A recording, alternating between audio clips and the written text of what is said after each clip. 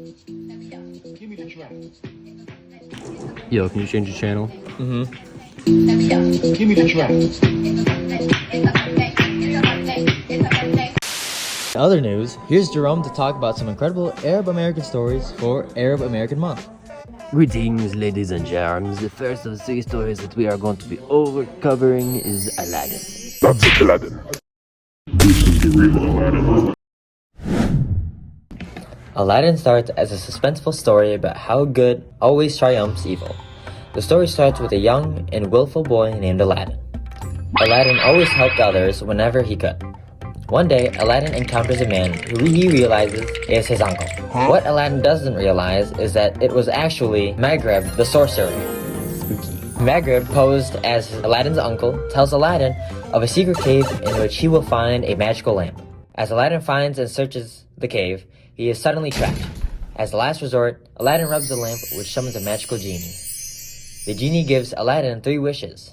Aladdin wishes for 1. A better life, 2. A lot of moolah, and 3. The Sultan's daughter for marriage.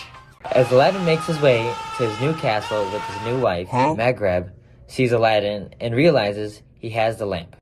As Maghreb tries to steal the lamp, the Sultan's daughter realizes and tells Aladdin. Aladdin banishes Maghreb from the kingdom and he lives happily ever after. Through this story, it shows how no matter the situation Aladdin encountered, he always did his actions out of pureness of heart and understanding. He shows modern-day Arab Americans to always do what is right. How inspiring. The next story we are going to cover is Ali Baba and the 40 Thieves. Ali Baba is a cultivating story about remaining calm under crazy situations. The story begins when a woodcutter, Ali Baba, stumbles upon a hideout where riches can be found. But in order to access the riches, there was a password, Open Simpson, otherwise known as Open Sesame. Once the IRS, Ali Baba, collected his fair share of gold, he went home. Once the thieves returned to their hideout, they found out who stole all their riches. They located Ali's home and proceeded on a mission to acquire what they possess. Or what they did possess. Okay. Ali's wife leads them to a pool filled with boiling oil where the thieves met their demise. They were cooked alive. Now that may seem crazy, she saved Ali's life. And at the end of the day, Ali Baba and his wife lived happily ever after with their new riches. That was absolutely beautiful. 2 out of 3 stories so far have been absolutely perfect examples of Arab Americans through history.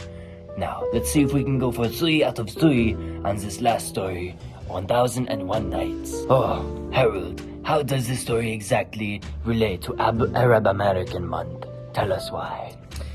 As to how crazy this story sounds, it provides a clear example of how you should always face a problem with perseverance, no matter how bad or good it is. 1001 Nights begins with a tyrant king whose mindset changed after one infidelity between his first wife. From there, he vowed to remarry each day and execute them the next morning so he won't have to experience his first wife again. To save the day, Scheherazade volunteers to become his next wife. But she has a plan to try and keep her life. Within this plan, she begins each night with a story but never finishes it, so it kind of edges him on, prompting the king to keep her alive so he could hear the ending of the story. This continues for, you guessed it, 1001 Nights, and by the end of the story, she becomes his queen forever.